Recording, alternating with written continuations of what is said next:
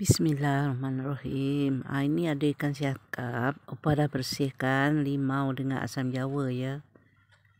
Ini bahan-bahannya: serai 1 batang diketuk, cili padi 2 biji, cili merah besar 2 biji, bawang besar 1 biji, kunyit hidup tu 1 inci, halia setengah inci, bawang putih tu 2 biji.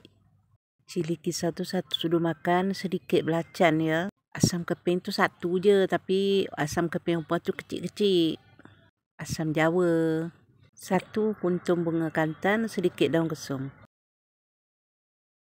Assalamualaikum warahmatullahi wabarakatuh. Hari-hari pun jumpa ya. Apa khabar sahabat semua?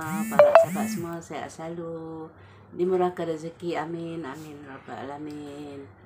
Hari ni opa nak masak asam rebus ikan. Jom kita tengok.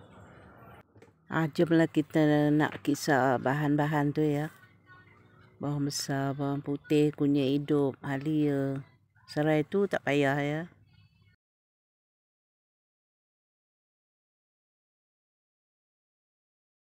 Kisar halus ya.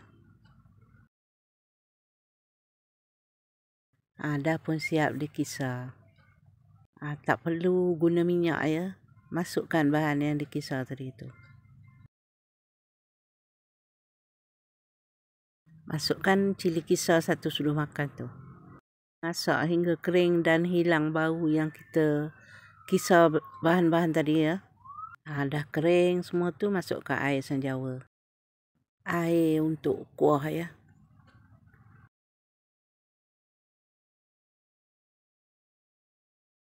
Dah mendidih, masukkan garam seberapa rasa dan gula ya.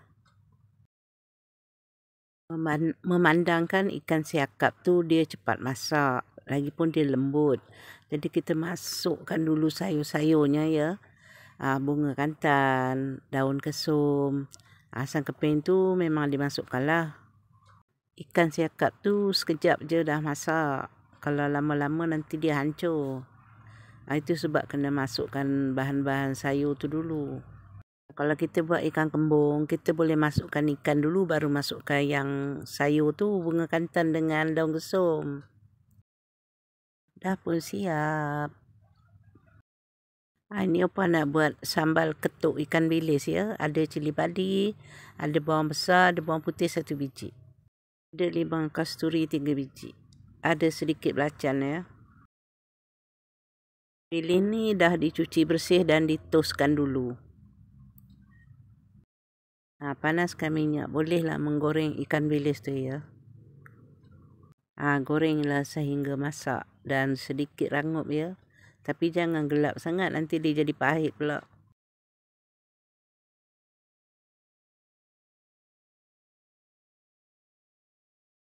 Okey, dah siap ikan bilisnya.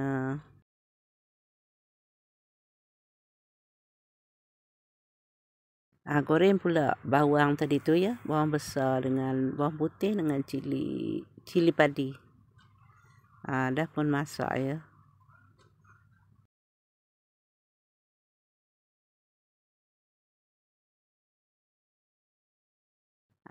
Sejukkan dulu baru masukkan dalam blender ya.